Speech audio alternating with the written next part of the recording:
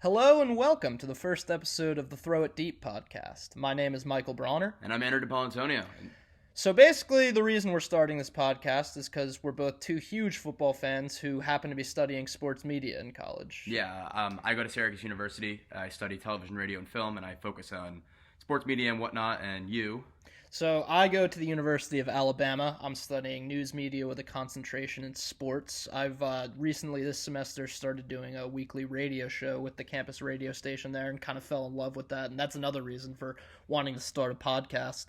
But so pretty much what we're doing this for really is for experience in our future careers. And if it so happens to take off, that would be awesome. Yeah, I wouldn't complain at all. So we need to get this out of the way first. Our biases. As we said, we're each two huge football fans. Obviously, we each have a team. I root for the New England Patriots, and I'm a student at the University of Alabama. And yeah, I'm a massive Eagles fan, Philadelphia Eagles, and I mean, I go to Syracuse University. Let's not act like their football team. Really, I don't think your Syracuse football bias is going to get in the way. No, it won't. I do need to say that I'm a student at Alabama for when we're talking about any college football stuff or the draft that I have a bias there as well. But as for the Patriots, my mom and we're both from New Jersey, but my mom and her whole side of the family is from Boston, and she had season tickets to the Patriots when she was a kid when they were terrible, and so I was kind of just born into that.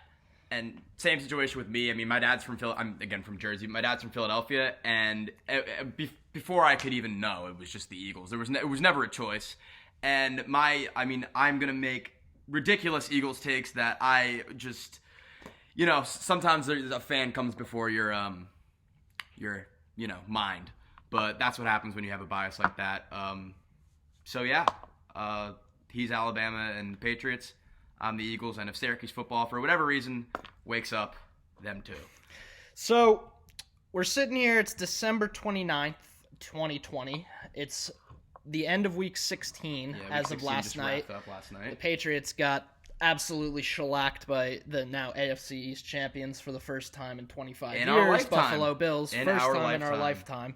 I don't know many Bills fans, but I can't imagine what that feeling is. Yeah, I have a couple of buddies at school that are, Northern New York, so a couple of buddies at school that are Bills fans that are over the moon with that. I had a couple of friends that went to that whole rally when they flew in after the game last week, and that just looked awesome. Unbelievable. Yeah. I don't know how much, they're obviously a division rival. I don't know how upset you could be at.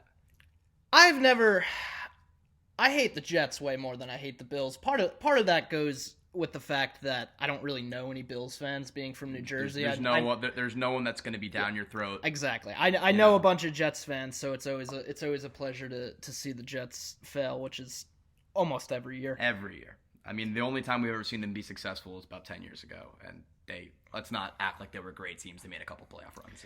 But anyway, we'll start with, I guess, the Friday game. We'll review. We're going to be reviewing all the games from Week 16, and we'll start with the Friday game, which you can now call the Alvin Kamara game because he went and scored 6 touchdowns with his legs, which is the first time that's happened since like the 20s or something. I couldn't tell you. He could have had 7 too. Yeah. Sean Payton let Taysom Hill run one in the fourth quarter before Kamara got his 6th. That game to me it was all about how awful the Vikings defense is. Mike Zimmer said it himself. What was the quote? He said that pretty bluntly to the media that this is by far the worst defense he's ever coached. Imagine being on that defense. That really. I really like Mike Zimmer. He's actually one of my favorite coaches in the league. I don't think the Vikings should get rid of him. No. Probably not a very high chance that they're going to, but I don't know. That quote saying this is the worst defense I've ever had, if anything to me, that just screams I'm a coach who's not going to have a job in a few weeks, and I don't really care. Here, I took it a different way.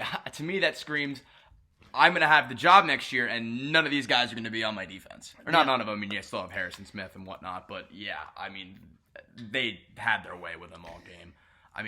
14 points in the first quarter, 10 in the second, 7 in the third, and 21 in the fourth. They just completely broke down and stopped trying. So the Vikings are really one of the most interesting teams in football. They trade their star receiver, Stephon Diggs, to the Bills in the offseason. With that same draft pick, they get what looks to be another sure thing star and LSU wide receiver Justin Jefferson. Wouldn't it be great if we picked him? Yeah. I don't hate Reagor. I don't hate Jalen Reagor at all. I think he has potential to be good. No offense to him. He's not Justin Jefferson. That's the guy I wanted all offseason, and we both, I think, as Patriots and Eagles fans, have drafting gripes with our teams. Oh, my Lord. I saw a tweet today. It was like, I think the 2000 and whenever Derek Barnett got drafted, I believe it was 2016. Or no, that's not true because that's when Wentz got drafted. 17 maybe. And like we could have had he was a rookie that Super Bowl year. Yeah, I think. yeah. Made a big play. Yeah. Sorry to bring that up. But we could have had like, I think it was like Aaron Jones was on that list like in the 6th round. I mean, there were so many other guys that we could have had, and it ended up being Sidney Jones, who, didn't do anything.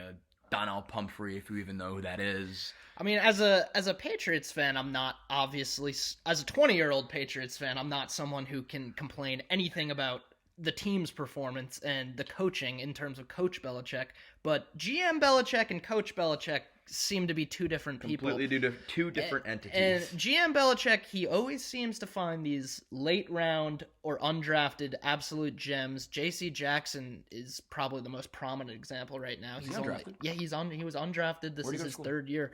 I don't know off the top of my head where he went to school. I probably should. But regardless, that's another undrafted talent. He took Michael Onwenu from Michigan, a guard this year in the 6th round, who is nearly made the Pro Bowl. He's been starting all year. Yeah, but the Madden Pro Bowl. But then you look at a guy like N'Keal Harry. That's an awful pick. And a guy like, for the Eagles, Arcega-Whiteside. Both taken ahead of A.J. Brown, ahead of DK Metcalf. Like, what are we doing? Because he was poor in a cone drill? Is that why teams passed up on him and that was the deal? The media narrative around DK Metcalf in that draft process, and you can say what you want about him now, I think he's blossoming into one of the best receivers. He's at least a top 10 receiver. And he's only going to get better. I mean, he doesn't have... Here's another guy you could have had, Terry McLaurin. What was he, a 3rd round pick? Yeah. That's another guy you could have had. I think a lot of teams missed on Terry, to be fair. But yeah, the whole idea with DK Metcalf, I mean, you look at him. It was just... That's too good to be true. I think that's what scared a lot of teams off, because in terms of size and a combination of size and speed. Now, let me preface this by saying I'm not saying DK Metcalf is Calvin Johnson, but we haven't seen the same combination of size and speed since Calvin Johnson. He's got a ways to go in terms of ball skills because he has had some bad drops. Yeah. He's not, obviously we know he's not the best route runner. Doesn't really matter. It doesn't matter. And that's the thing. People love to, I mean, not people love to, but there are certain people that do hate on his route running ability in his hands. And whenever it's like, that's what worked for him. And if it's not going to work for him, it's going to work for Tyler Lockett. I mean, if you're helping your team win. They're winning games. They're a good freaking team. And say what you want about the Seahawks this year. Another really interesting team. Yeah. But you don't know what Seattle Seahawks is going to show up on both sides of the ball every week. Especially their defense. I mean, their defense showed up in a big way this week, and then in the last 2 weeks. You heard Jamal Adams this week. Yeah. He said that he thinks the Seahawks are the best defense in the league right now. I mean, when if you look at the first half of the season, pass defense-wise especially, they were historically When terrible. we went in and had that game, I was like, if our offense is going to wake up, now granted the whole, a lot has happened since then that told us that our offense was never waking up until we made a quarterback change, which we will talk about later. We'll move on to the Saturday games. Yeah. We kind of got sidetracked from the Vikings there, but Buccaneers take down the Lions 47-7. Tom Brady, I believe, did not play a snap in the second half. No, he didn't. It was Blaine Gabbert. I think that maybe, I don't even know if it's a hot take. I don't know if he's going to play this weekend. If I were the Lions, I wouldn't. You may have seen Matt Stafford's last play as a Lion in that game getting hurt. That's an option at quarterback, I think, for the Patriots. Oh, absolutely. And not just the Patriots. I think the Colts. One team that I've heard a lot with Matthew Stafford was the 49ers. That's what I was about to say.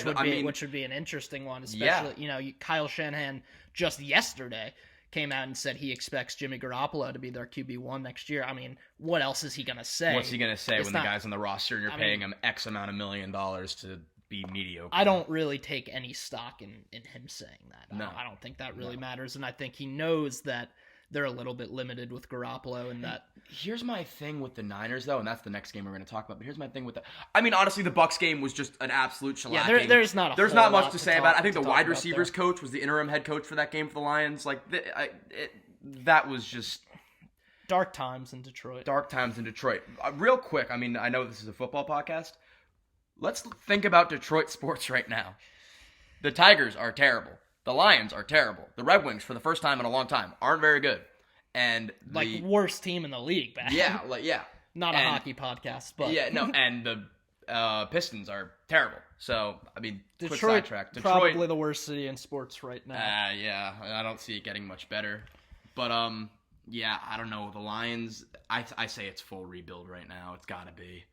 Who are they gonna? You think they'll look to hire an offensive or defense? I think one guy that would be awesome for the Lions is Robert Saleh.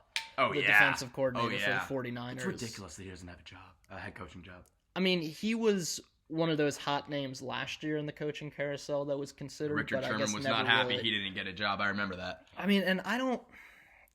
You heard a lot of criticism from Browns media after they hired Kevin Stefanski. Well, I mean, and in retrospect, that was a great hire. Obviously, we'll look back now, and Kevin Stefanski is probably going to win Coach of the Year. Who did the Vikings lose to in the second round last year? It was the Niners. Yeah, and everybody was saying their offense was awful. It's interesting because obviously the Niners' defense last year was something else. You got Robert Saleh and you got Kevin Stefanski both coaching against each other directly in that game, and Saleh's defense absolutely dominated the Vikings offense. Hey, but I mean, looking back something now, in the water in Cleveland right now. Browns are likely going to make the playoffs for the first time in I think since 2002. There's some scenario there. So if they need to win to get they need to win. And I think the Colts are the only team that needs help. The Steelers are starting Mason Rudolph, I believe.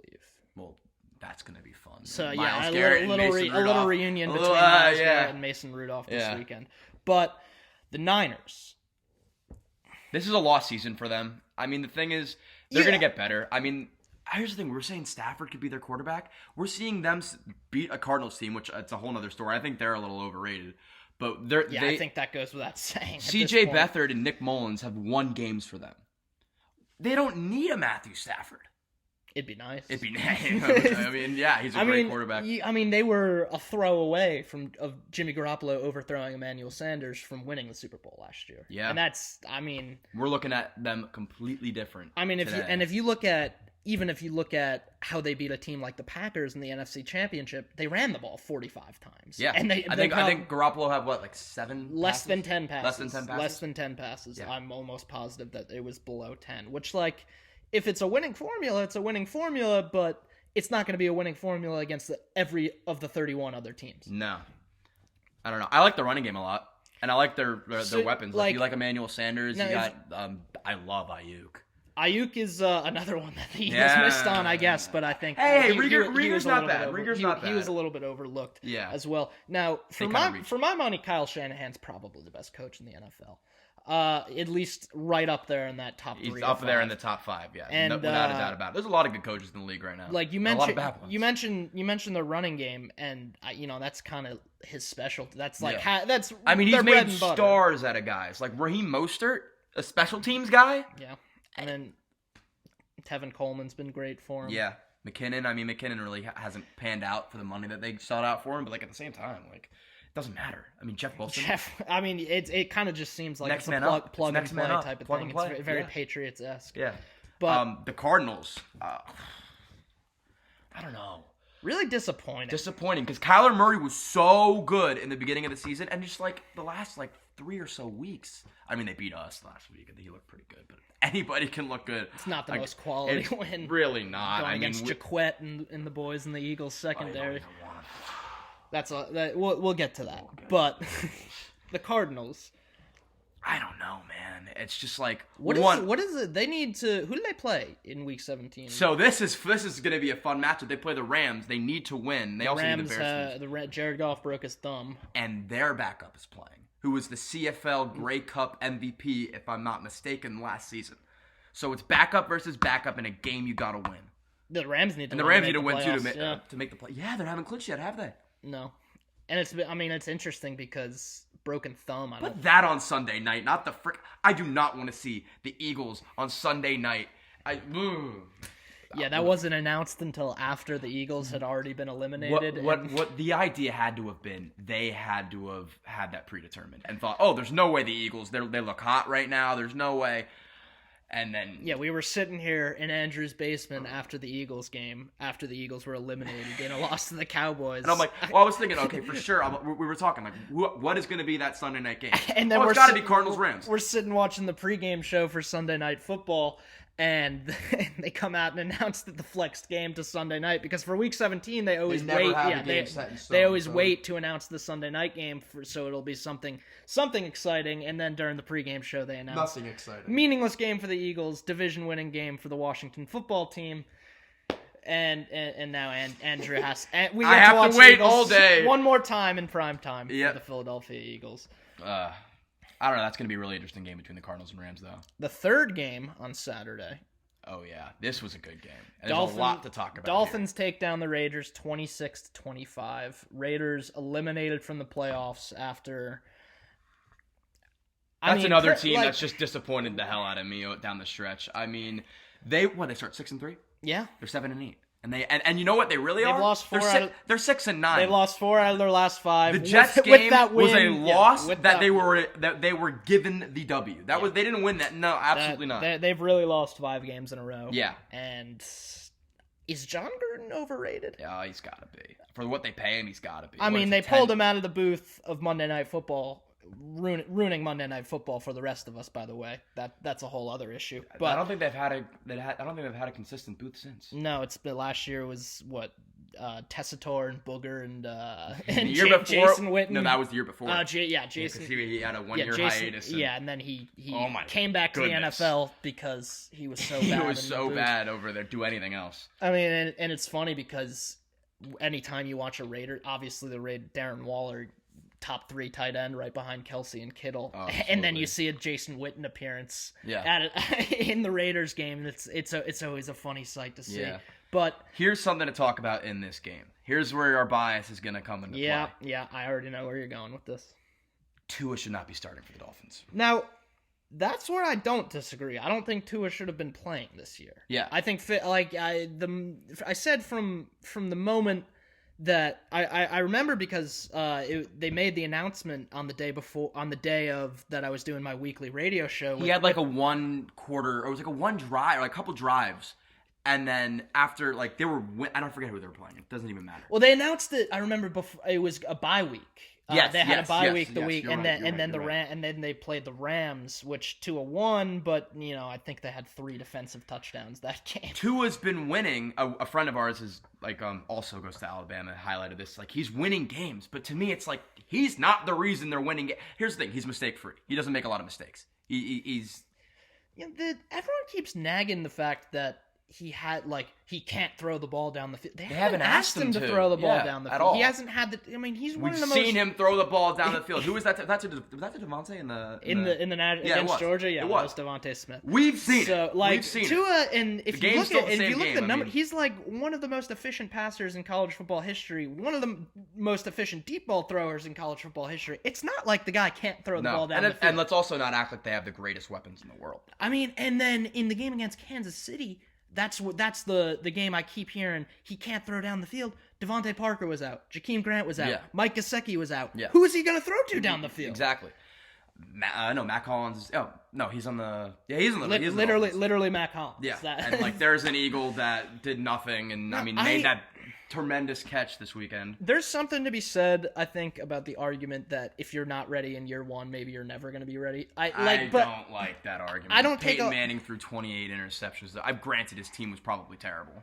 I don't know much about 1999 or 98, whatever the hell year it was. But I mean, you develop.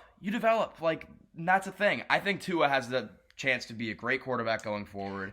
Not so much that if you're not ready to go year 1, but if you kind of come in year 1, doesn't go well for you, and it quote unquote ruins your confidence and ruins your career. It's not like it's not going well for Tua. Well, that's not even what I'm saying. I'm just saying that narrative in general, that you're gonna ruin him, you're gonna ruin his confidence. If your confidence is gonna be shattered that easily from a rough rookie year, you probably weren't gonna make it in the NFL anyway.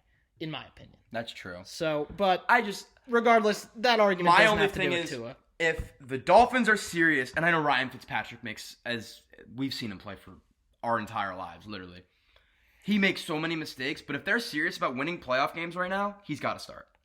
I just can't believe that you bench Tua again and then come out and say Tua's your starter next week. And they play the Jets. They definitely need to win. They don't play the Jets. They play the the Bills. Patriots play the Jets. My bad. I mean, they play the Bills, right? Yeah. Who I don't think are going to be playing for anything seeding wise. You're going to be seeing Matt Barkley. So they might be if the Steelers lose, but the Steelers are playing. I mean, again, with only one first round bye, really obviously it matters, but definitely not as much. But again, those teams in the back there are also even, like the Dolphins, the Colts. Yeah, they're the ones who need. They're also even, so it's like I don't even care who I'm playing at that point. I guess you get home field next, like at a couple rounds down the line, but you're gonna be playing the Chiefs in the championship. Pretty much, I think pretty undisputably the AFC runs through Kansas City this year. Yeah. It would be. I'm not saying they can't lose. I'm not saying they can't lose because I really think that Buffalo. The Bills. I think Buffalo has a very good chance. I am not saying it's impossible, but for Kansas City to lose a divisional game, what would it take? I think probably too much. So who would they play? It would be the lowest remaining seed, so probably one of those teams that's on the bubble right now. So Miami's not beating them. Miami, Indianapolis. Indy's probably not Cleveland. beating them. Cleveland's not beating them. and I like Cleveland. I like Cleveland a lot too. I like Baker Mayfield. Baker has grown on me, and he's grown up. We are watching Baker Mayfield grow up before our eyes, like 100%. And he's made plays down the stretch this year that he wouldn't have in the first month of the season. We're watching him grow up. They have a great offense. They have two great running backs. The Browns are kind of the best story of the league this year. They got a lot of criticism when they made the hire of Kevin Stefanski, but it seems like they really found their identity this year. The Browns had about 5 home games in a row this year where it was just monsooning, and it was just perfectly suited to their run the ball. Well, now they've changed their game plan. We'll get to that in a minute. That's why they lost this Sunday, but it's very interesting how much the Browns have changed and evolved over the course of the year, just in terms of what they want to do and as their. I mean, that Titans game a few weeks back was like, you look at that game, it's like, well, it's just gonna be Chubb and Henry and Chubb and Henry and Chubb and Henry, and it was Baker. Baker. Yeah. So that'll probably do it for the Saturday games. Yeah. We're agree to disagree on Tua. I mean, what do you? Well, no, I like Tua. What do you think about? Yeah, let me ask you this: what do you think about Tua's outlook for, say, next year?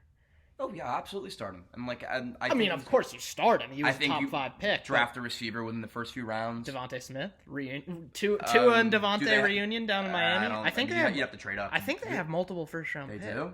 Well, I mean, obviously it's gonna. Where their own pick is going to end up is because Laramie Tunsil. I believe they have the Texans pick. Because of the Laramie Tunsil trade. Even if it's Waddle.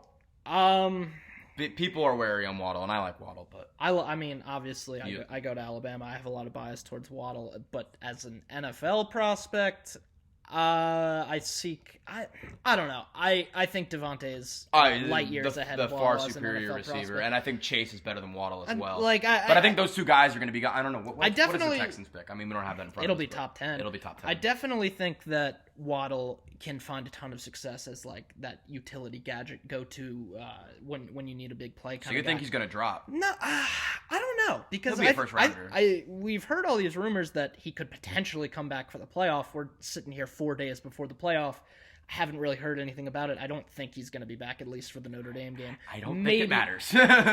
In terms of who's going to win the game, I don't think it matters. I mean, we're kind of jumping ahead of schedule here, real quick. I don't think they should bring him back for the Notre Dame game.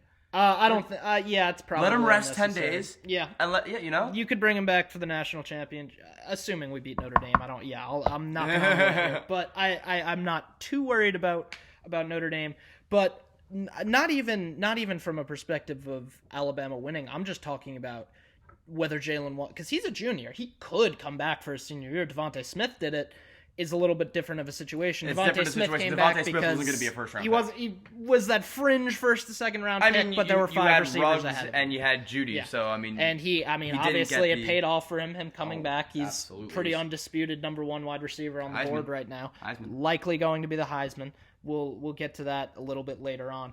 But I think if Waddle's not healthy enough to come back for the national championship and can't play, I don't think it's impossible that he comes back for his senior year. I think I'd get. It's tough though, because if you're going to be a first round pick and you're going to be making first round money, I don't think he's completely guaranteed to be a first round pick. Really? Probably because it's really only I could see him going Devontae 15 and Jamar Chase before him. Yeah. But I mean, teams have got to be wary of like that speedy kind of guy with a broken ankle. Yeah. I mean, I would think that would be a huge red flag on most teams' draft good boards. early on in this year. Yeah, and if Devontae probably wouldn't be winning Heisman if it weren't for Waddle getting Oh, hurt. absolutely not. No, But because I mean, yeah.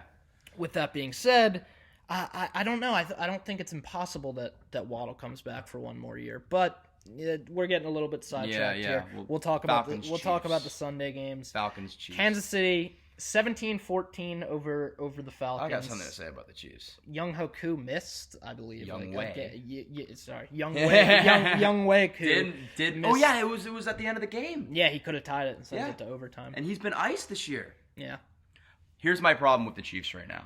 They're getting way too cute. Yeah, I mean the trickery double trickery pass gadgets play to where Mahomes got not like, Mahomes was the receiver. Yeah. He went up. What to the are we jump ball doing and got here? picked You back. have the best quarterback, a good line, the best receivers in the league, the best. Drop back and throw the damn ball. I'm not like they were playing Atlanta. I don't like hate Atlanta's another really interesting team. Yeah, we'll talk about them in a second, but I mean I don't hate the idea of coming out and like trying out some of these little gadget plays. Hey, now they know we're not going to run that in the AFC Championship against the Bills. So. I mean, they're locked into the one. I think that's what locked them into the 1 seed. They might. I mean, Chiefs clinch 1 seed. Had they lost to the Falcons, I mean, it could have happened. I think it's a letdown game for them. I don't know. They're beatable. And Mahomes, unfortunately, kind of lost the MVP. Over the last few weeks. Yeah, it's kind of been building. And we'll get to it later. It's not only him. I mean, Aaron Rodgers is something else at 36? With the Packers beating down the Titans and Aaron Rodgers throwing another 4 touchdowns, he pretty much secured himself the MVP. I'm not a big Aaron Rodgers fan. I'm a huge Aaron Rodgers fan. So again, personal biases there. Yeah. But the Falcons are an interesting team. Keep Morris. What do you do with Raheem Morris? Keep him. I like him. I'm hesitant to say keep him because. Well, I mean, I guess survey your options. But think about it this way. Look how they played at the end of last season for Dan Quinn when they were quote unquote playing for his job. I mean, yeah, they've played really well. Not really well. They've played pretty well. Certainly better than they did. They're in like every game. I mean, them and the Chargers are these two teams that just figure out ways to lose. But left and right, always have. But like, why? I don't know.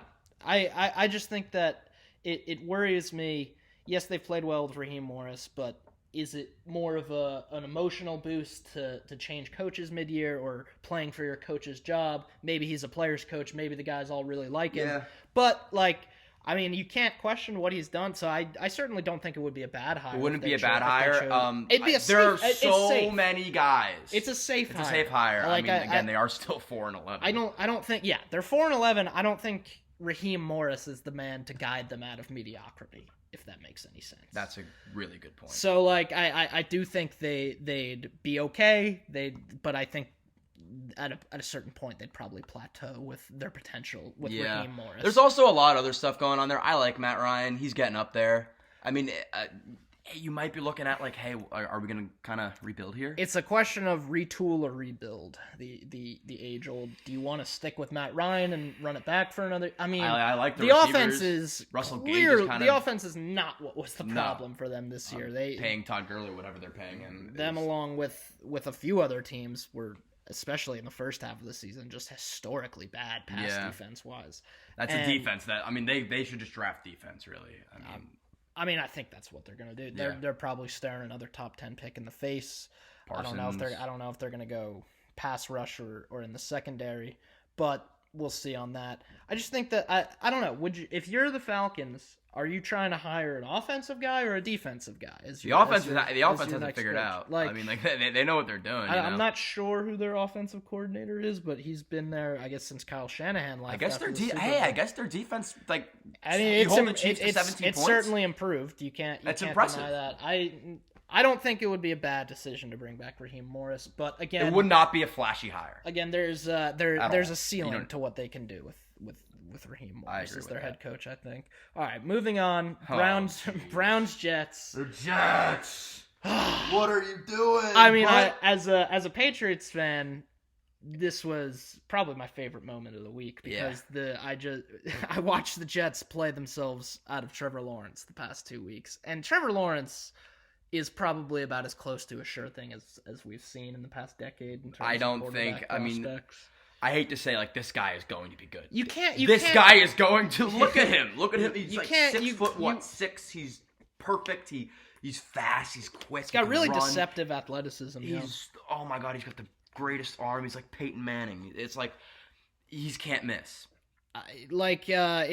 I'm hesitant to say sure thing, but that he's again, the closest thing to a sure thing. Closest thing to a sure thing. That you can that never say do. sure thing.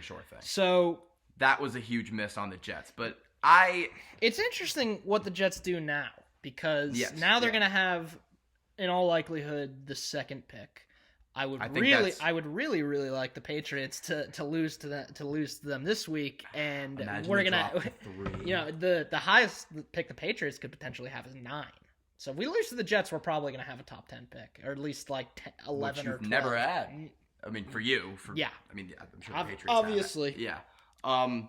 Here's my thing with the Jets. Everybody's like, oh, I mean, we lost on Lawrence. Let's go draft Fields. Absolutely not. No. Sam Darnold's 24. I hate Fields. We'll get to that later. I'm not a big fan either. Sam Darnold's 24 years old. Why don't we? Here's my dream Jets scenario: trade back from 2 to 3 because the Bengals tell Cincinnati we're taking Penei. The Bengals need Penei Sewell, the tackle from Oregon. Yes. Another sure thing there. By the way. Yeah. They need protection. Trade back there. Trade back again. Yeah. And pile on all these as many assets. picks as Because here's the possible. thing: the number one place. Yes, Trevor Lawrence is a surefire. The Jets have nothing on offense. Yeah. It was a place where he's like, I think the Jaguars have a much better, personnel wise. I think he's going to flourish. Yeah, he's going to, I think Jacksonville's going to be an distractions, AFC contender within the next 3 to 5 years. Yeah, I could see it as well. The Jets, I mean, you're going to give Trevor Lawrence, he's got a better offense than Clemson.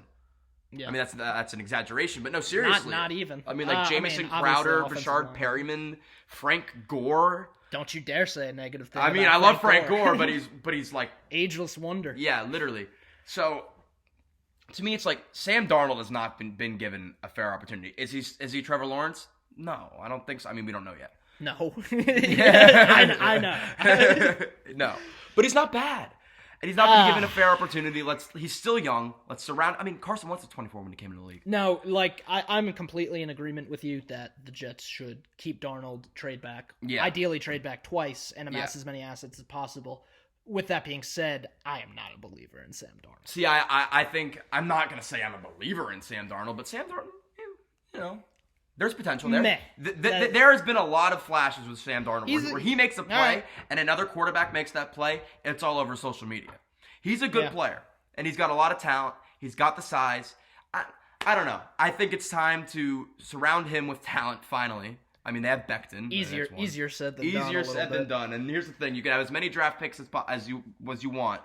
I mean, we saw it with the Raiders our entire childhood. If you're not good at drafting, it doesn't matter. You know what I mean? Let's say hypothetically your dream scenario plays out. The Jets trade back from 2 to 3, and then again from 3 to, let's say, I don't know, 9 or 10. What position do you look to draft if you're Wide the Jets? receiver. I mean, because Sam Darnold has no. I mean, I love Jamison Crowder. I think he's a very underrated player. I don't love Rashard Perryman. I don't love Braxton Berrios. Whoa! That's a Belichick draft. It is. Right there. You know what I'm saying? It's like receiver, maybe a lineman. I mean, you have Becton. It's like offense. Your defense sucks too. Oh, the Jets are so terrible. That's not I don't envy the person who's going to be replacing Joe Douglas to clean up that mess. I don't know if they do. You think Joe Douglas is going to a lot of Jets fans think Joe Douglas should keep his job. I've heard it. I think it's more likely Adam Gase keeps his job than Joe Douglas. See, no. Actually, I think there was a report this morning that it's pretty much a done deal that Adam Gase has been fired. Yeah, I mean, I think Adam Gase got fired 10 weeks ago, but it's just his punishment that he has to keep coaching the Jets. Yeah.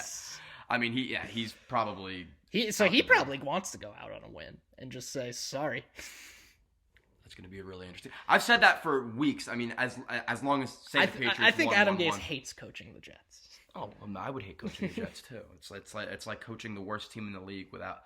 There's nothing you can do. Plus, he's not a very good coach. I mean, look at what the Dolphins have done with Flores. Like, he's not a good coach. I mean, different team, completely different roster. But I don't know. The Jets are a mess.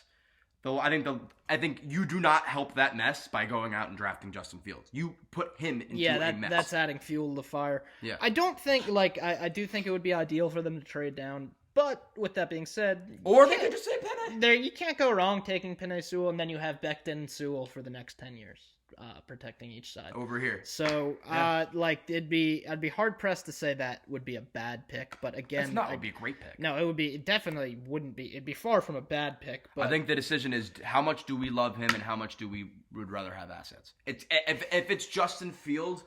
Oh my God! Because then it's like, if they hang around I guess you at trade 2, Darnold at that point. if they hang around at 2 and draft Justin Fields, that is just inexcusably dumb. Yeah. I'm very much out on Justin Fields. Well, yeah, I mean, I said we were going to talk about it later, but it's like Justin Fields, whenever he faces a defense that brings pressure. I mean, we saw the Northwestern game and we saw the Indiana game. I mean, and these aren't even good samples. No, I mean, they're good in the Big Ten. This is Big Ten This is in Big 2020. And the two of us are very much in agreement. The SEC is, there's college football, and then there's the SEC 10 levels ahead of it. Yeah, I obviously, as a Bama student, have a lot of SEC bias, and Andrew, for love some the reason, SEC. has this weird complex where he loves Alabama football. Oh, this year Alabama football is just awesome. I mean, watching them, it's like I can't say I blame him. You see someone get an ounce of space, and there's just 3 guys who swarm them. And then, I mean, you don't have the fans this year, but you got the pom-poms, and I just love Alabama football. It's awesome. But anyway, Justin Fields, the Jets aren't that dumb. They're not going to sit there at 2 and draft Justin Fields. The fans are like, oh, well, it's with. I mean, the fan. But that was the easy thing to retreat to. It was the like, fans we don't get Lawrence. The fans wanted them to take Warren Sapp too, and instead they took a tight end. But the Jets have a long history of draft blunders. One of my favorite things to do is look on YouTube of compilations of Jets draft blunders and see the Mark Sanchez. The Jet. Who could they have picked though? Was there anybody behind him like Josh Freeman? I'd have to go back. I mean, but anyway, I mean, you could sit there and draft Penei, but I think the ideal thing to do would be trade back, get as many assets but as you can. I think you can't go wrong going either way there. You could get Devontae Smith at like 8, 9. I mean, you don't have to trade back 20 spots. You could trade back to 3, trade back to 6. Yeah. And here, that makes sense. You trade back to 3, the Bengals take Penei Sewell, and then you trade to a team that wants a quarterback, and they take Fields. Yeah. And they could be anywhere. I mean, I don't know who's going to be picking second in this draft. I mean, I guess the Bengals. I think it's going to be the Jets and then Bengals, right? No, I mean, like in terms of if there were a trade up, but I think it's. Well, there's a lot of teams that need think quarterbacks. it's. I mean, the team we're going to talk about next needs a quarterback. If you want to move on. Colts. Yeah, I think they need a quarterback. Colts, Steelers. I mean, both these teams need a quarterback going forward. I mean, Rivers and Big Ben will do whatever they're going to do in the playoffs this year. They are old. They are clearly limited. I mean, like, both these teams. I mean, the Colts bring in Jacoby Brissett to throw Hail Marys. Yeah. I mean, if that doesn't tell you pretty much everything you need to know about what kind of arm strength Philip Rivers has. Is he on another? Is he? I know Big Ben is getting paid like very handsomely next season. I want to say Rivers was a 1-year deal. I'm pretty sure. I want to say it was a 2. But not that important. Not that important. They need a quarterback. The Colts are a team. This rumor's been kicked around for a while, and I'm sure Andrew has a lot to say about this one. Coach Frank Reich, former offensive coordinator of the Eagles, Super Bowl champion Philadelphia Eagles. 2017 Super Bowl champion Philadelphia Eagles. The team that Carson Wentz, if he doesn't go down with a torn ACL in Week 14, easily the MVP. He's going to win has MVP. 3 stinkers. He's going to win MVP of that season over Tom Brady, who did win. Yeah, I'll take the trophy. You can take the MVP. Yeah. But anyway, you have Frank Reich over there doing pretty great thing. I mean, they have an awesome defense. Yeah, awesome young an defense. guy, but they have a spectacular offensive line. Yeah, I mean, dude, the stuff that Quentin Nelson does. If the Eagles are gonna move on from Carson Wentz and fully invest in Jalen Hurts, the Colts. This looks like your number 1 suitor in terms of idealness.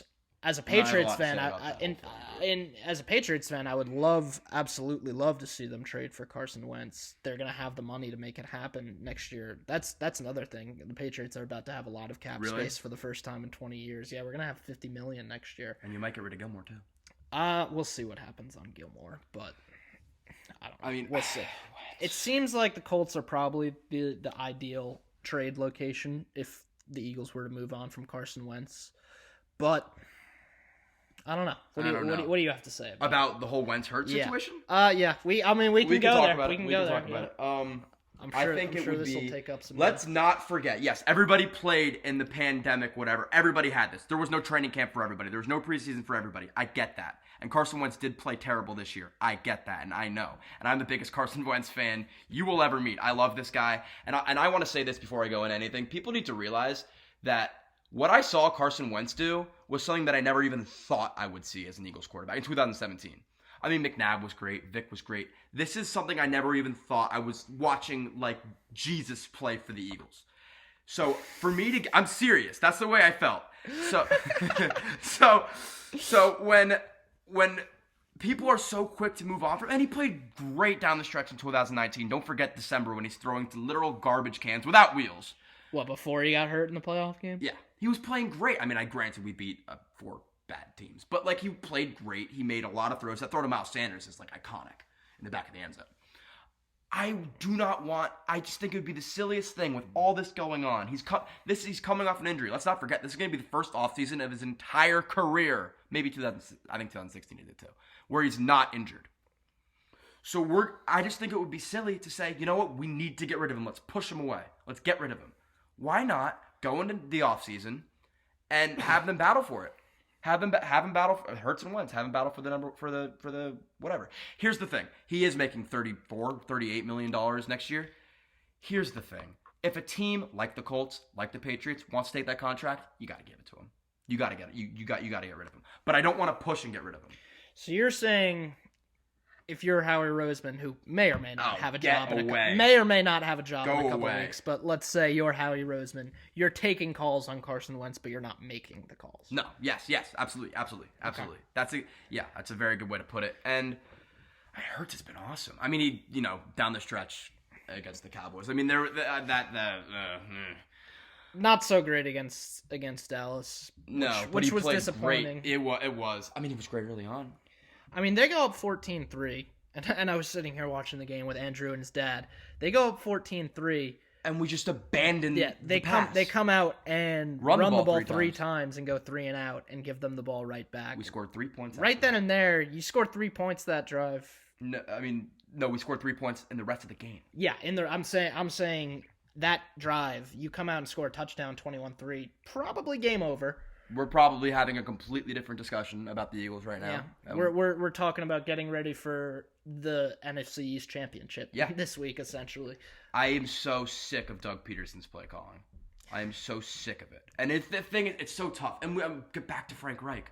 In retrospect, hindsight's always 20/20, but in retrospect, the obvious thing to do is to keep Frank Reich and admit, but this is a discussion we were having the other day. You can't fire obviously. You can't get rid of the guy who just won you your first Super Bowl. Another thing that I never thought would ever happen in my life. He's talking post Super Bowl. Frank Reich takes the job in Indianapolis. You can't say, see you later, Doug Peterson. I know you just won us a Super Bowl as the head coach, but we like Frank Reich more, so we're going to actually just keep him and you can go do whatever. It's the same thing that you could have said about Dan Quinn and Kyle Shanahan after 28-3 meltdown. That's even more of a no-brainer. That's more of a no-brainer, but again, I mean, you can't. By the way, Dan Quinn, Morristown High School grad. Yeah. It's the ultimate hindsight 2020 type of thing, because the Kyle Shanahan and Frank Reich are two offensive-minded coaches that have blossomed elsewhere once they got out from being a coordinator and finally got a head coaching opportunity.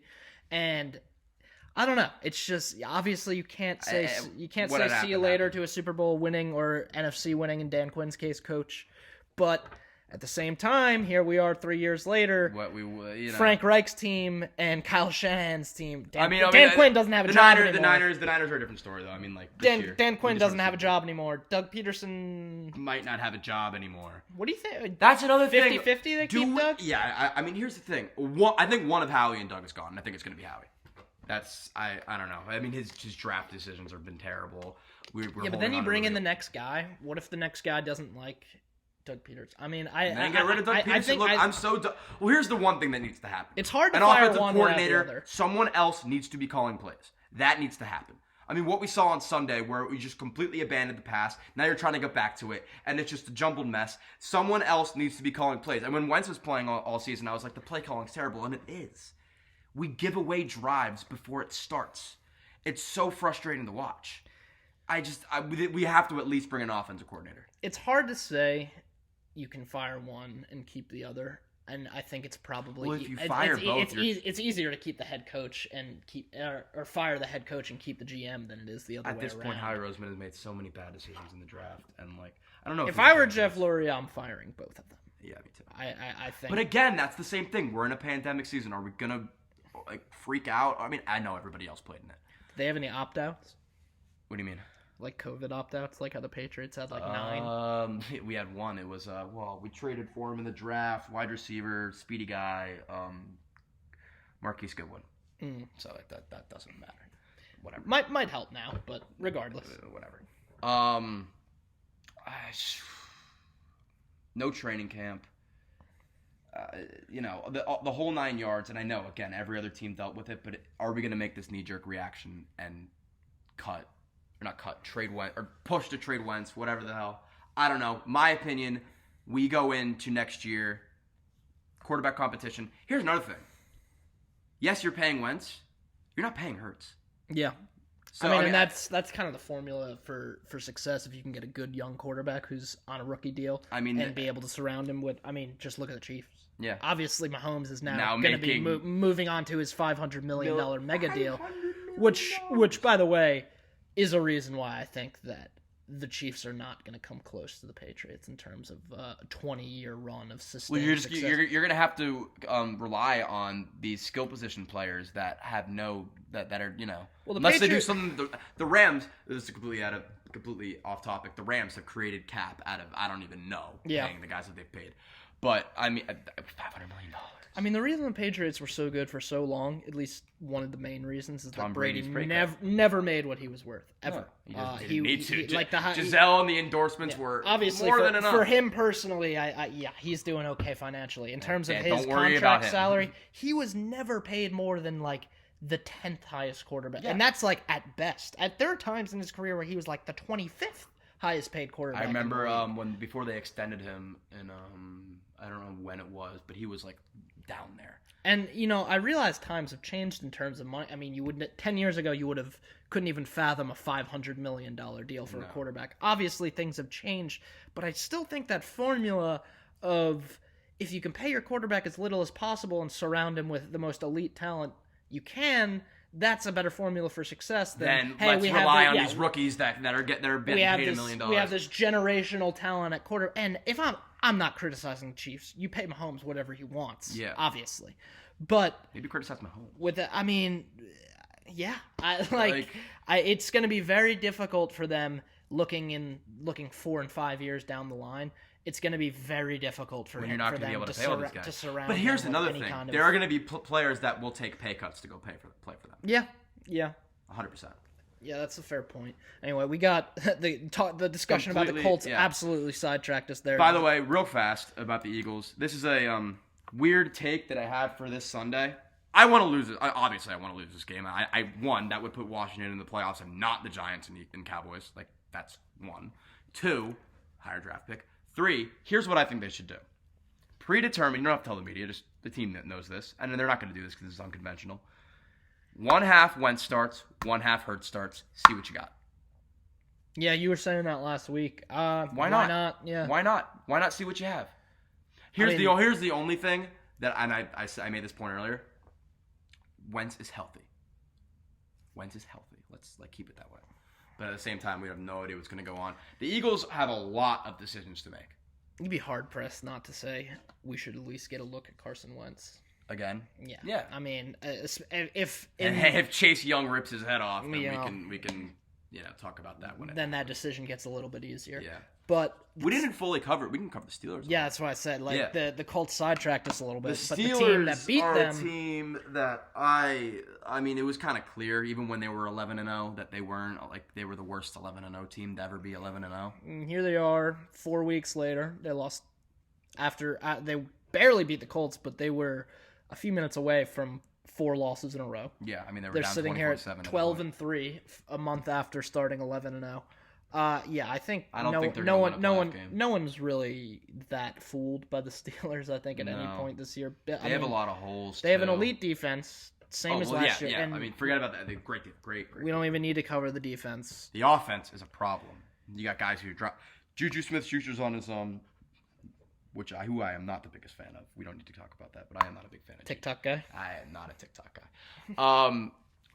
Juju's on his last year of his deal. Claypool, I like Claypool. I mean, I don't like him as another TikTok Again, blogger guy. besides the TikTok, we're talking football. I have nothing negative to say. No, about he's a great Chase player. Claypool. Deontay Johnson drops passes left and right. They need a running back. James Conner has fallen off the face of the earth. This is a shout. I've Yeah, said they have this no on the- running game like whatsoever. No, Benny Snell hasn't been doing much either. I think they should draft Travis Etienne. How early? That's the thing. We don't know what pick they're gonna have. I mean, I was think first saying this round? weeks ago. Yeah. I mean, it's hard to draft the first round running back. They're gonna have 20-something. So yeah, I mean, he'll probably. I was be saying ready. this weeks ago, and I thought they would pick 30 because there's no way they beat the Chiefs or the Bills. Or honestly, I don't think they're winning a playoff game. But if they were sitting at 30, and it's Travis Etienne, Why not? Why not? That's I guess you could probably say that's their biggest need right now On their offense. maybe offensive line, but Yeah, I'm a quarterback. Seriously. well, Big Ben, how much you say he was making? Like $40 million next year or something like that? a lot. It's a lot. Yeah. I'm not sure of the exact number off the top of my head, but it's way like, too it's much. like a top 5 quarterback. It's cap way hit. too much Yeah. when players are waiting for balls from It's him. not like they're winning games because of Big Ben. No, they're this winning year. games because of their defense. What if this was a popular theory that was thrown around? Well, not so much anymore because the Jets aren't getting Trevor Lawrence, but I kept hearing Sam Darnold to the Steelers, which would have been an interesting one, but I think more likely than not the Jets are going to end up holding on to Sam Darnold. But that's probably enough about the Steelers. Next game, Bears 41, Jaguars 17. And the Bears... This is the best Mitch Trubisky we have ever seen. Did you see the one pick he threw, though? It was garbage. He rolled completely to his left, all the way to one side of the field. Ran all the way to came the other all side. the way back, only to huck an absolute duck up into triple coverage. Yeah. But I think that was his only mistake of the day. The Bears are sitting here at 8-7 now. They have a gotta matchup beat with the Packers. Who are going to try, trust me. The Packers would love to knock off the Bears. I don't think, in terms of seeding, it means anything for the Packers. But again, this is Packers-Bears. I don't think the Packers are going to say, "Hey, we'll start Tim Boyle." And, Why isn't Jordan Love getting looks when they're up by X amount of points? Get Jordan because is he hurt? he's not the backup. And he's a third He's string. the third but, I mean, string. let's see what we got out of our first round quarterback. Why that we passed on a lot why of you take receivers a for. quarterback in the first round when it wasn't a need and he's not even going to be your backup year one is a little bit of a head scratcher. But Yeah. we could talk about the Packers and not getting Aaron Rodgers help all day. Yeah. But anyway, for the Bears, I mean, They have a great defense. They're going to make the playoffs. I think they're going to beat the Packers. So they lose and the Cardinals have to win.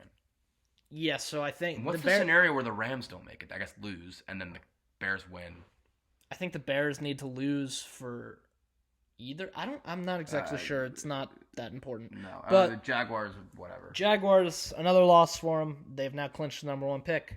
Trevor Lawrence. We touched on that a little bit earlier. That's 100%. Like you can lock that in. That I will lock in. He is a Jaguar. Yeah, I mean, Unless he says I don't want to be a Jaguar. I mean, I don't see a scenario where he would though. You got a really good rookie running back in James Robinson. he's a Southern kid. Yeah. I mean, warm weather. Where's he from? Georgia. I believe Georgia. Yeah. I like Chark. Like I don't know. Like, you're gonna have to. I mean, it's gonna be a process, but that's They'll get some more. They'll get some more of course around they him will. too. Of course they will.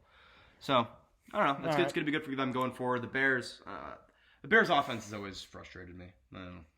I think the Bears are a quarterback away from being a really, really good team. And I think the two of us have a little feeling that Mitch Trubisky might be the quarterback there next year.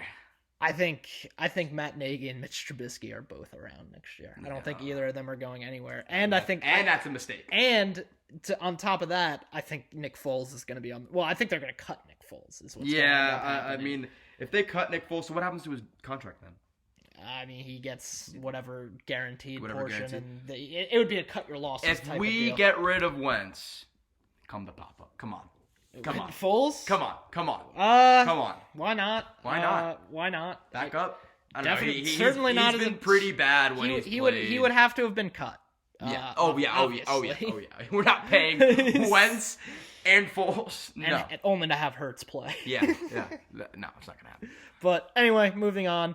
Ravens 27, Giants 13. Ravens sitting here at 10 and 5. We'll go quick on this. Here's the real quick. The Ravens. A lot earlier on, people were hating on the Ravens. Ravens are a good team. They're a good football team. Here's the thing, and we both have the same opinion on Lamar Jackson. He's a great player. Great football player. Not a good passer. Not a very good quarterback. No. He won an MVP. He can't really. And take that absolutely should have won an MVP. I mean, you could have said Russell Wilson had a shot at that award, but like this year too, Russell Wilson has like the most lights out first 3 quarters, and then just kind of dies out in like December and November. I don't even know what it is. He was certainly more deserving of the MVP last year than. I mean, Russ has no chance at the MVP this year. No, it's Aaron Rodgers, and it's Aaron Rodgers. It's Aaron Rodgers. Yeah, you could probably say at this point that Mahomes doesn't have much of a chance anyway. No. So the Ravens now need to win Week 17, They and play I the believe, yes, I believe so. And I think that's a win. The Bengals have been playing good football. Well, I don't know if they clinch with a win. I don't know exactly. No, I think the Colts are the outside looking into. This we'll cover all this in a preview show Yeah. and in our next show. Yeah. We'll preview everything and I think it's the Colts who are outside looking in. Yeah, that we'll- need one of these 3 teams to lose, and it's not going to be the Ravens. I don't think. for a Week 17 preview. Yeah. We'll be a little bit more prepared with the playoff scenarios. What about the Giants? You want to talk about the Giants a little bit? We both hate the Giants. The Patriots. You hate you. I'm a little bit over my hatred for the Giants. Well, I hate the Giants. Giants. They have caused me some pain. I hate the Giants, and here's the thing. They're still in. They're still in. They can very well. I mean, that's the I thing. don't think there's any chance that the Eagles win this game against the Washington football Washington team, looked which is pretty what needs bad. to happen for the Giants or the Cowboys to have a chance. So the Giants play the Cowboys, and the Eagles play the football team. If the football team wins, they lock it up. The division's over. If the Eagles win, then the winner of Giants-Cowboys wins the division. Yes, that's the So I don't really see any situation that the football team loses. You got a team not playing for anything in the Eagles. It'd be pretty inexcusable. But it'd be so Eagles to win this game. It would be so Eagles to win this game. Ron Rivera is probably coaching for a chance at Coach of the Year this week. Oh! They win. He's Coach of the Year. Hard to take it away from Stefanski. Yeah. Another one who has a good case Either or. A notch below the two of them, I think, is Brian Flores. Also, I mean, Sean McDermott.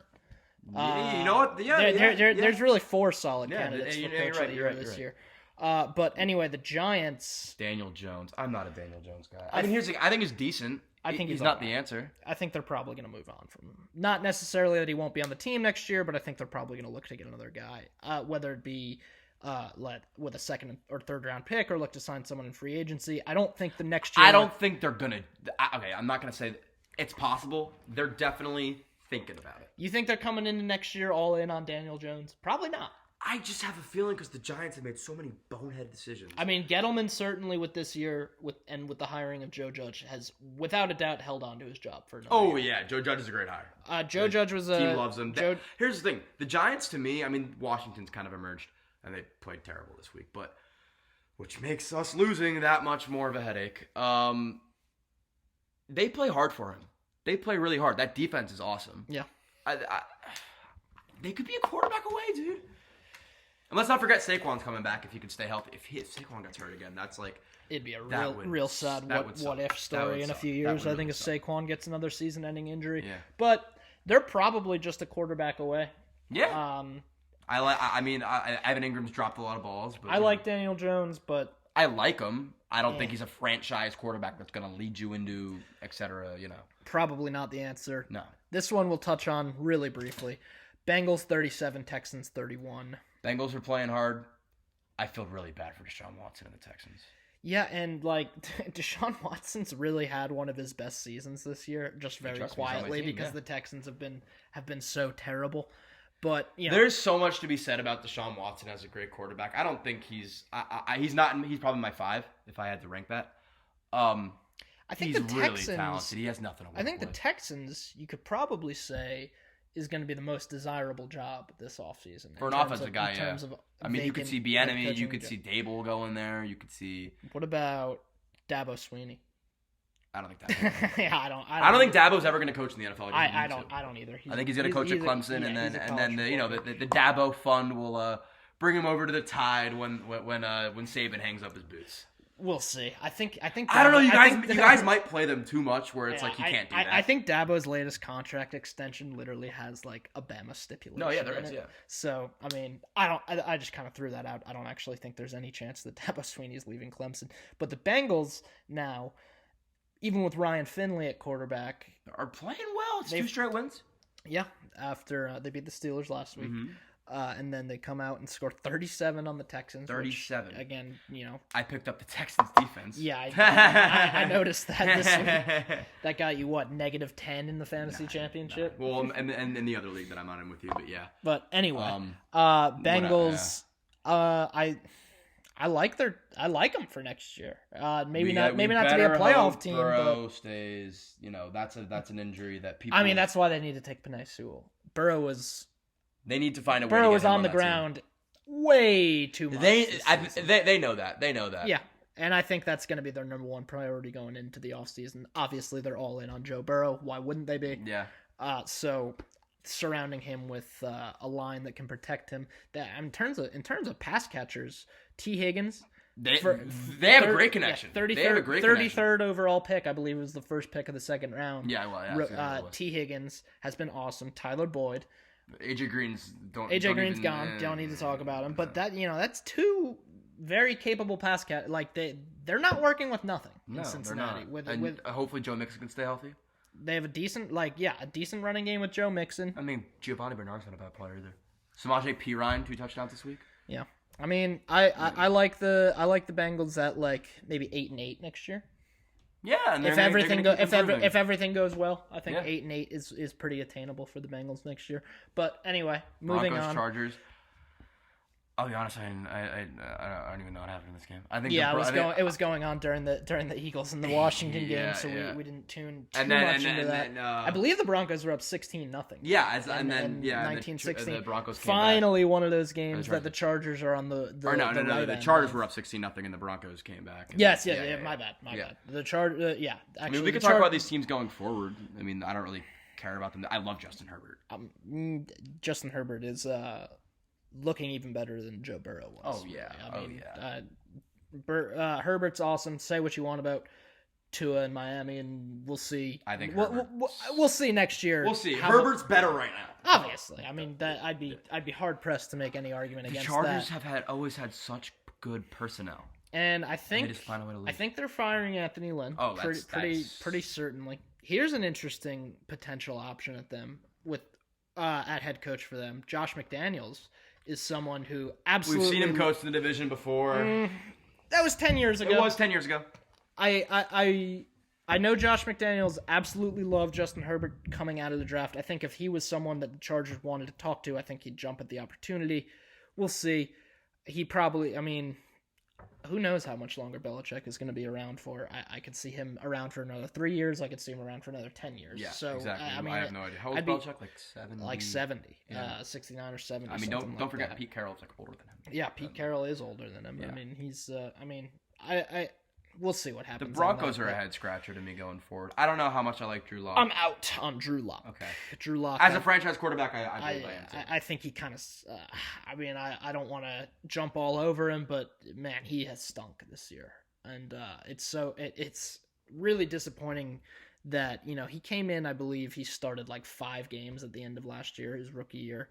And it was disappointing that he didn't come out and take the next step this year because that's Isn't kinda it funny that what everybody's like sleeper pick for MVP this year was Ye- Drew Lock because of the odds? Like, yeah. what do you? Well, No. I gotta be honest. I wasted $20 on Oh, a Drew Lock MVP no. fee. It was 70-1. So it was to win All right. $1,400, but that's $20 I'll never get back. Yeah. Anyway, we'll keep the focus off gambling for now. But anyway, I don't think Drew Lock is good.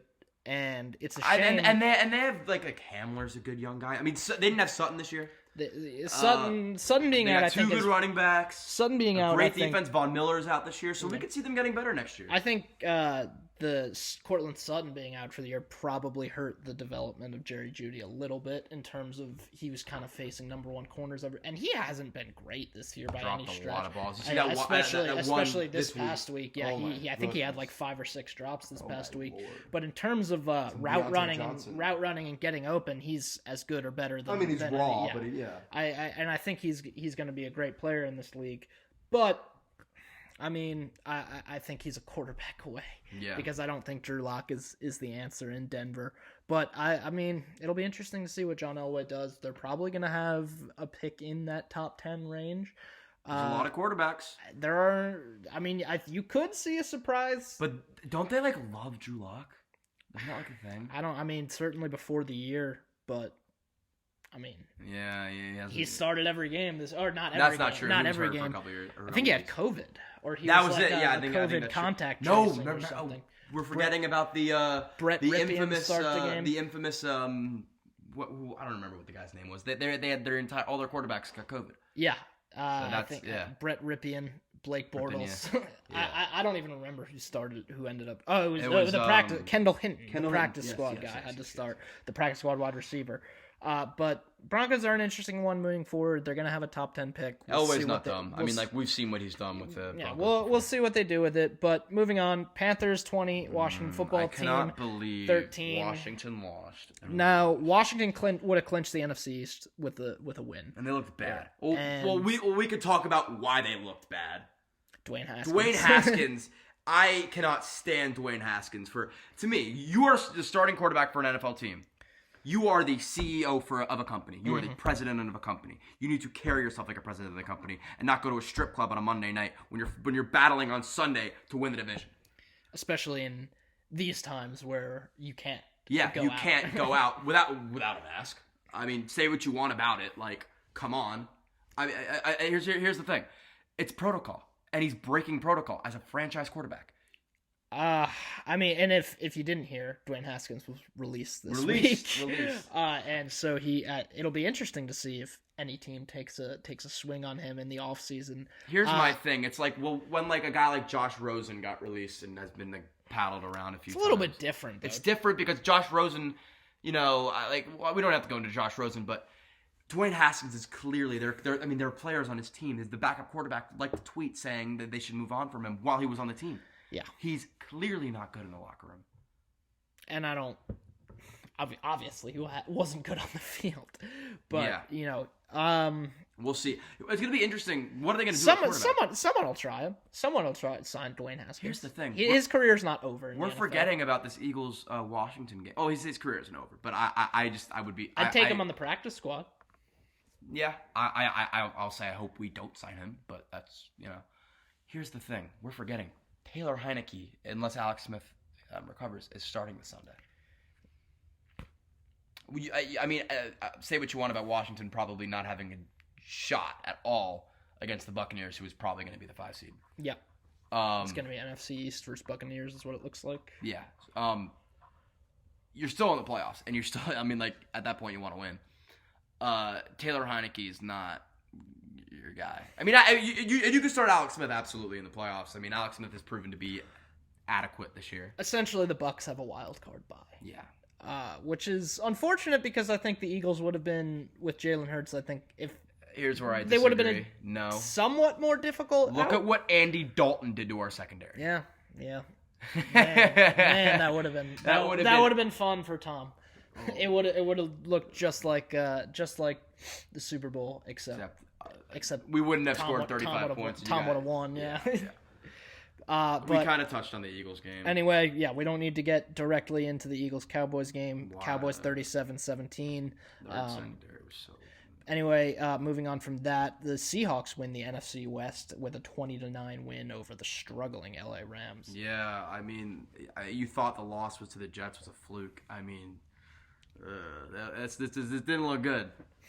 Didn't look good. I mean, I don't like Jared Goff. Yeah, and now he's got a broken thumb. I don't even know who's John Walford. He's John Wall. Yeah, the Wake Forest guy, right? They led the XFL in touchdown passes. No, was it the AAF? It was one of the other. I think it was the AAF. But regardless, Rams probably not going to make the playoffs. Really? Well, I don't. If they lose, well, they're not playing Kyler Murray. Who's Arizona's backup? It's so I don't even know. I don't remember his name. I saw it today. It was It's not a game I want. It was a CFL. Well, it's a game you're gonna have to watch. It's really important. Yeah. It's a CFL. You won the Grey Cup last year, something like that. I don't know. It's gonna be really interesting. We don't know what's gonna happen. The thing is, they do have a better defense than the Cardinals do, like for sure. They have a great defense. I think they'll figure it out. I think McVay's a better coach than Kingsbury. Then they're going to win that game. I don't know. Yeah, I mean, give me the Rams. Sure, why Yeah. not? I guess Jared Goff is not good. I mean, he gets pressure, and he hasn't gotten any better, he hasn't got. Yeah, okay, yeah. He hasn't gotten any agree. better. He hasn't gotten any better. which is a red flag. Yeah. And what did we in? He's probably 5? Yeah, it seems like he's content 4. Wentz is 16. So, I mean, it's the same class. Yeah. But I mean, regardless, I'm not fully out on Jared Goff, but I think they could be better with another quarterback. And I don't think they're going to go to another quarterback No. next year. But the clock is ticking on Jared Goff for sure. He has to show something How next do you year. feel about the Seahawks going into the playoffs? In the playoffs? Yeah. Well, Like, can they beat the Packers? Is really the question. In Lambeau. Can. Will? I don't think so. Probably not. Will. It really depends which version of the Seattle defense shows up more than anything, I think. Because we've seen them be historically terrible pass defense-wise, and obviously going up to Lambeau to face Aaron Jamal Rodgers. Adams is like just completely emerged right now. But we've also seen in the past couple weeks they've been great on defense. I mean, and again, matchups probably play a factor in that. But I wouldn't pick Seattle to win the NFC, but I wouldn't bet a lot of money against them for sure. No, yeah, I mean, I don't know. What are they going to be, the 2 seed? I believe No, them the and Saints. Saints. They'll be the 3 seed, I believe. I would like their chances going up against the Saints, whether it was in, no matter where it was. I don't know.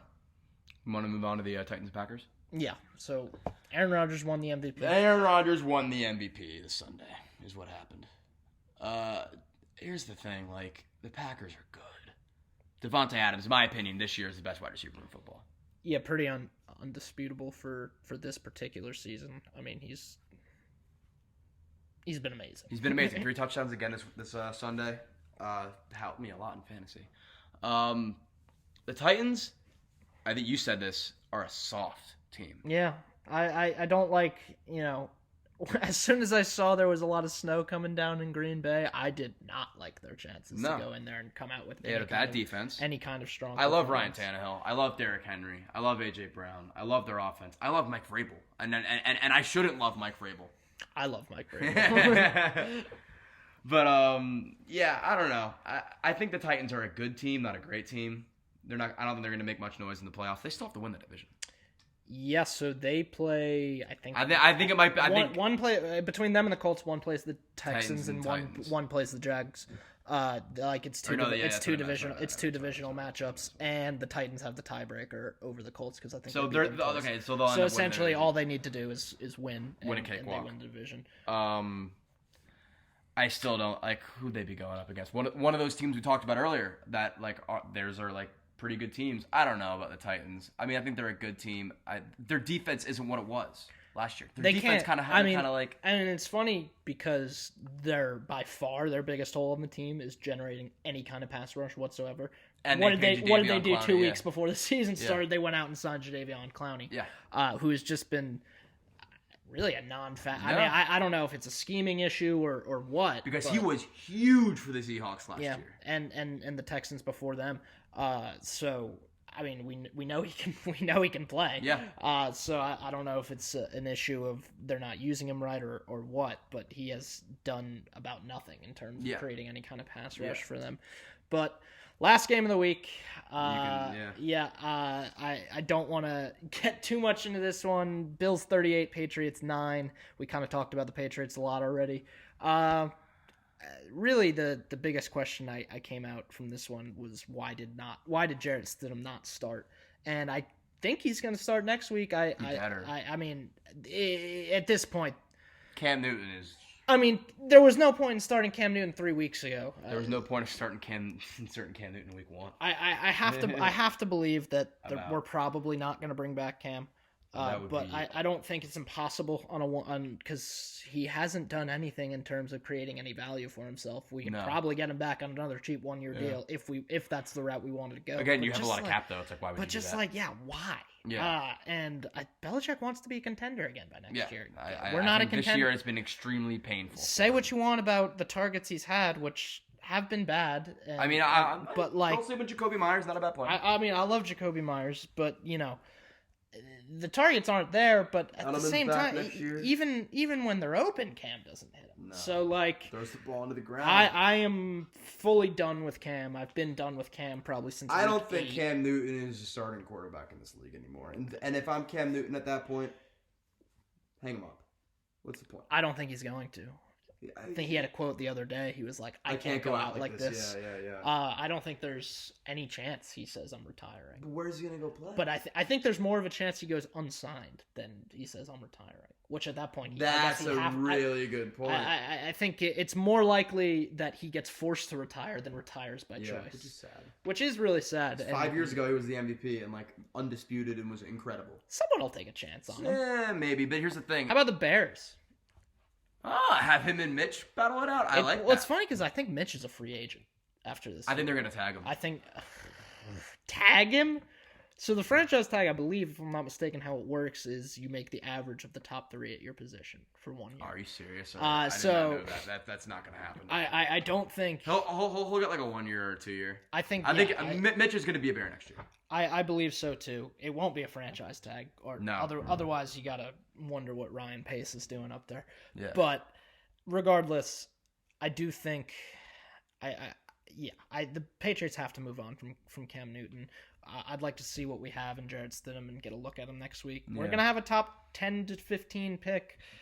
Could be a Zach Wilson. Could be a Mac Jones. Could be a Trey Lance. I'm thinking Mac Jones is probably going to end up falling into the second round if he even comes out. But that's a whole other discussion. Yeah. We probably don't have time to discuss a whole lot of college football in this show. Yeah. But real quick, the Bills are good. Yeah, and they're not going anywhere either. No. I think the Bills have a formula that they're going to be a really good team in this league. Probably you might start hating the Bills in a year or 2. Yeah, it's kind of been like one of those teams. I mean, like Washington for me, my entire childhood has just been kind of. We've kind of beaten up on them for 20 years. Yeah, I mean, yeah. I mean, the Bills are awesome. They're not going anywhere. And my favorite thing to watch is just like. Josh Allen, no one in the backfield, 5 wide on the first play of the game. I love Josh Allen. I really do like him a lot. And ask me in 2 years, I might say I hate Josh Allen because he's winning AFC East titles and beating us twice a year every year. By the way, we got swept by the Bills. First time we've been swept by a division opponent since 2000. Who was it then? The Dolphins? I would the Jets or Dolphins? I don't know off the top of my head, but I would actually I think it was the Bills because it was Bledsoe? Yeah, Drew Bledsoe. The Bledsoe revenge. But, the Bledsoe revenge game. But anyway, yeah, because we lost like 31-0 week 1 to the Bills with Drew Bledsoe. I remember that. Well, I don't remember it, but I would have been 1 year old at the time. Yeah. But remember looking at that in your whatever. Not the point. Guess that does it for week 16. Yeah, that was the last game. We can move on. So in what day is it today? The 28th. So 29th. We got 29th. All right. So it's 3 days away from the college football playoff, and Alabama faces off against Notre Dame, which I think that game is just not gonna. I think you as an Alabama fan maybe are like a little more nervous. I'm a little nervous. That like Notre Dame comes out and they like look like this team that I don't think they are. We're gonna win the game. We're gonna win the game. Yeah, no. Knock on wood. But I think Alabama wins this game by at least. We might not cover. I don't know. I think The line is like my money will 17 be and a on half. Oh, really? I thought it was 19 and a half. It opened at like 17. I haven't checked, so I'm not sure what it's at now. I mean, Notre Dame. Here's the thing. Everybody was. I mean, we can talk about the playoff, and I think some point in this show we should solve the playoff. Not today, but at some point, let's try to solve the playoff. Because that's going to be about a 25-minute tangent, I think. Oh my god, maybe an hour. Here's the thing. There was never a good choice at 4. There was never a deserving number 14. Yeah. To me, again as an SEC guy, it was like the clear pick was A&M to me. Yeah, But I mean, in terms of strength of schedule, I mean, it's hard to say Ohio State's not one of the 4 best teams in the country. I mean, you can't. I understand. Whatever. I mean, we're sitting here like 3 weeks later. I don't want to keep complaining about the decision of the 4, but I mean, yeah, maybe it's A&M hard to say should've made Ohio it, State. But like, who 6-0. cares? Who cares for this year? Honestly, better. A point I heard the other day. Better than anything this year. 4-team, 8-team playoff. Why not just have Alabama and Clemson play a best of 3 this year? Seriously, It's like, I mean, home and home, and then we're writing off Ohio State a little too early. Yeah, they could give Clemson a game. They could beat Clemson. They could beat Clemson. If they beat Clemson, you don't even save yourself a few hours, watch a movie, whatever. On January 11th, I think it is, Alabama wins that game. I think so too, but I'll still watch. I mean, I will as well, but because any movie is not better than college football. But so I like Clemson probably by 2 touchdowns against Ohio State. I'd say 10. I don't know what that line is.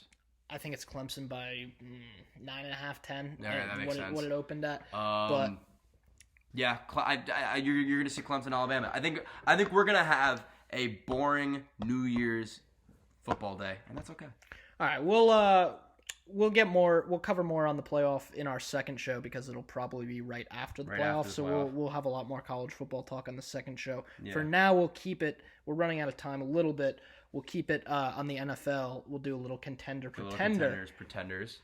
So you want to go ahead? Yeah. So we could just go division by division, and it's right in front of us. Or we want to go conference? We'll go conference because that's easier. All right. Let's start with the AFC. The Chiefs obviously, Chiefs and Bills. They're absolutely contenders. I think that's going to be your AFC championship.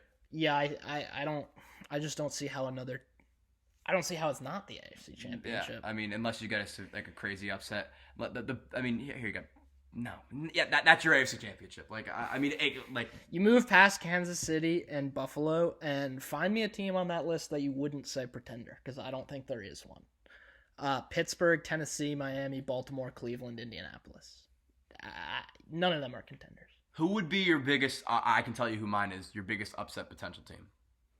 In terms of like those bottom 3 on the outside, anyone outside of this top 2, Steelers down to the Colts.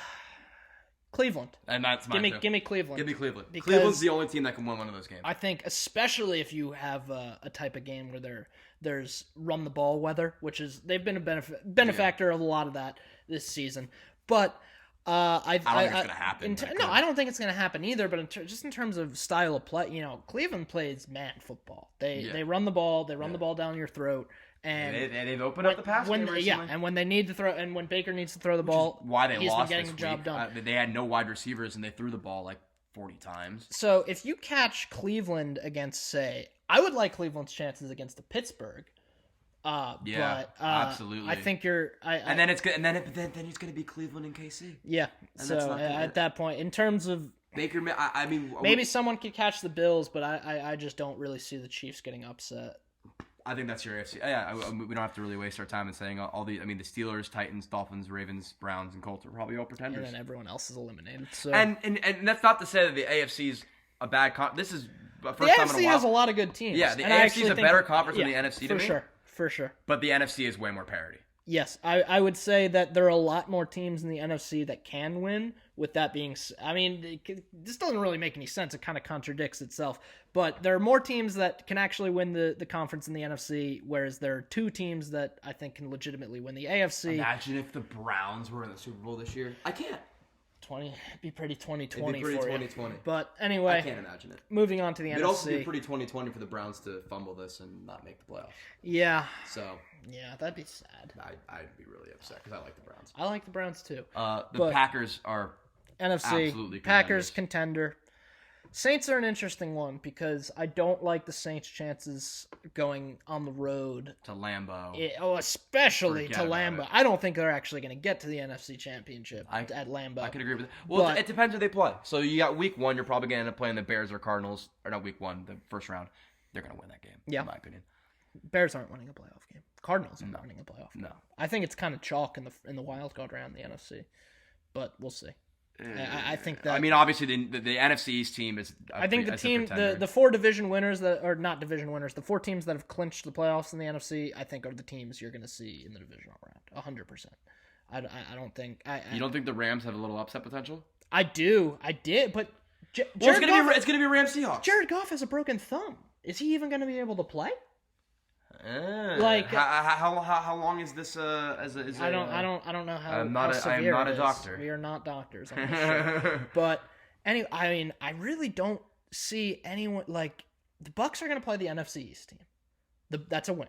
That's a win. The Seahawks are probably going to end up playing the Rams. The Rams or the Bears. And if Jared Goff isn't playing, I mean, I wasn't singing his praises earlier, but he's obviously. I was taking Seahawks even with Jared Goff playing, but yeah, and they just beat him. The Saints are probably going to be playing whoever the Bears or the Cardinals, whoever. I mean, I'm not seeing unless Kyler plays. I mean, the Cardinals can give him a game. I'm just not seeing any wild card upsets in the NFC. But so and when you get to the next round, Tampa and Green Bay. That's where it really gets interesting.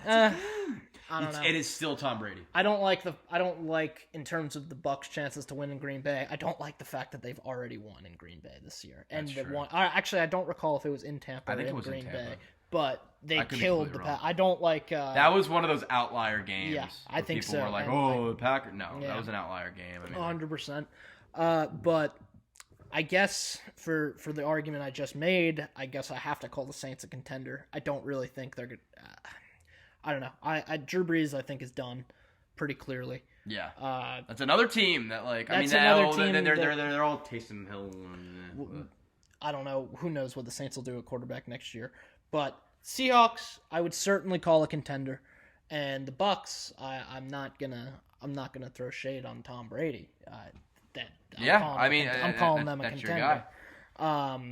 But as for the Rams, Bears, and Cardinals, and Washington football team, assuming they win the division, I'm going to go ahead and label them in the pretender category. Yeah.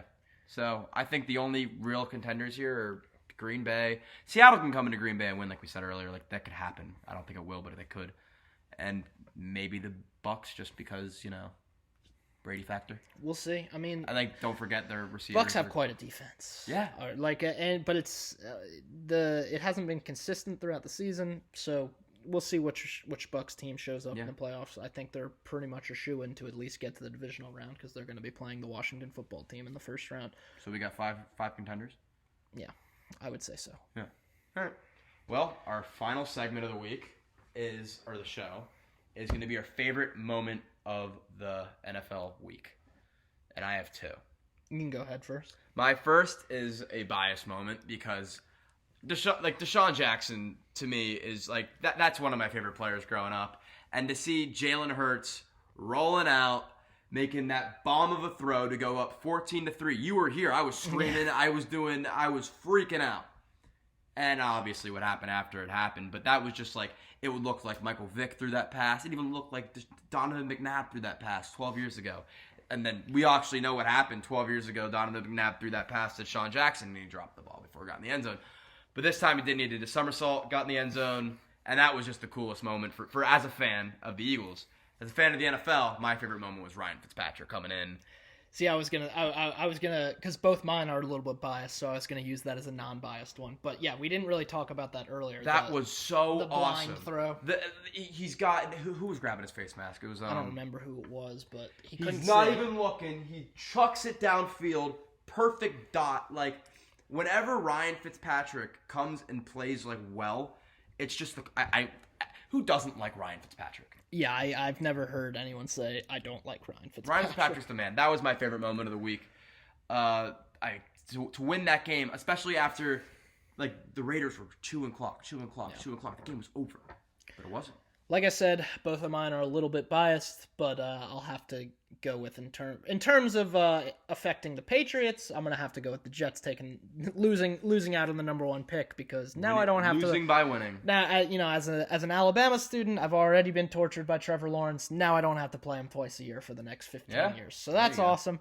The other one also a little bit biased, but. On Saturday afternoon, in the Bucs beatdown of the Lions, I believe it was the first touchdown of the game. Brady threw an absolute 30-40 yard dime to Gronk for a touchdown. Got to see another Gronk spike. It hurts a little bit less every time seeing him Gronk spike in a Bucs uniform. I get a little bit more used to it every time. You like the Bucs, yeah, right? Yeah, no, I mean the Patriots aren't in the playoffs. I'm rooting for the Bucs to win the Super Bowl, 100%. Yeah. I said it when Brady left. Unless they're playing the Pats, I'm absolutely going to root for the Bucs. Okay.